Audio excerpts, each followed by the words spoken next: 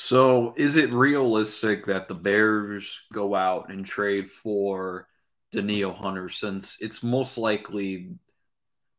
um it's most likely that the that he's having problems with the Minnesota Vikings and with his contract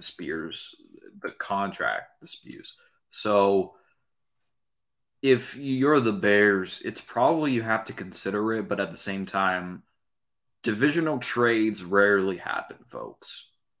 All right, is it realistically a realistic option for the Bears to swoop in because the Bears desperately need pass rush? Okay, I know Bears fans have not been happy because they haven't because Brian Poles has not reached not reportedly, like there's only been rumors, but no legit sources that Ryan Poles has reached out to uh, agents of edge rushers or in conversations of trading for one.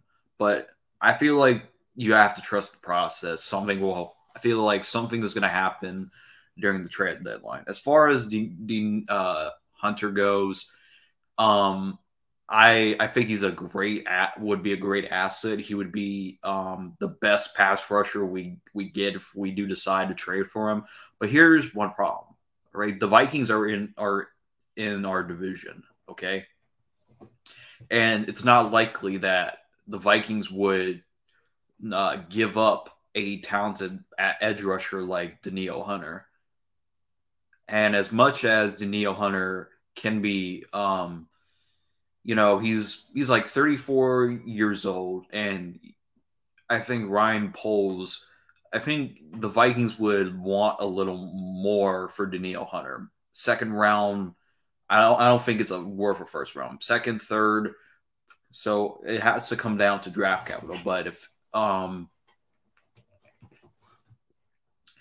divisional trades rarely happen and they come at a extremely high price. I think that the uh, TJ Hawkinson trade when he was on the Lions and the Lions traded him to the Vikings, it cost them like all they got from it was the Lions got from it was a second and a third round, I think. But Danielle Hunter is not going to come at a first round pick. He's going to come at best a second and a third round. If he was traded to a team like not in his division, he would go worth less fit. But Danielle Hunter, I've said this previously. I think he's probably the most positive player on that Minnesota Vikings. But the Vikings look like they're going to tear down after going 13-4.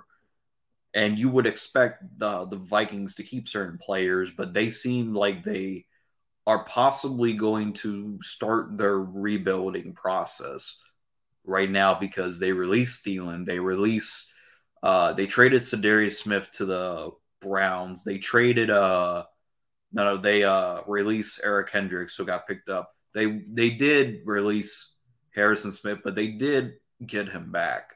But he's like the only positive piece on their defense, and they're gonna release Dalvin Cook. So if I think if you're the Bears, I think you might want to consider calling up the Vikings GM and seeing even if it's for like a second or a third round, it's going to be worth it in the end because Danielle Hunter, even though he had like 6.5 sacks, he still is a dominant pass rusher in my opinion. Yeah, you may get him for like maybe 1 or 2 years, but it's kind of worth it in the long run if you think about it. And you can draft an edge rusher to have a mentor that pass rusher. But I think if I had to put money on it, I don't think it's realistically going to happen. Danielle, the Vikings, unless Ryan Poles does want to give up draft capital, like you guys have to understand, if the Vikings were not in our division, this trade would be possible because the price would be like a 4 for a fifth round pick, maybe a third round at best. But since it's in our division, they're going to try to get something out of it. Not a first round pick, but a second and third round. But Bears fans, please let me know what you guys think in the comment section down below.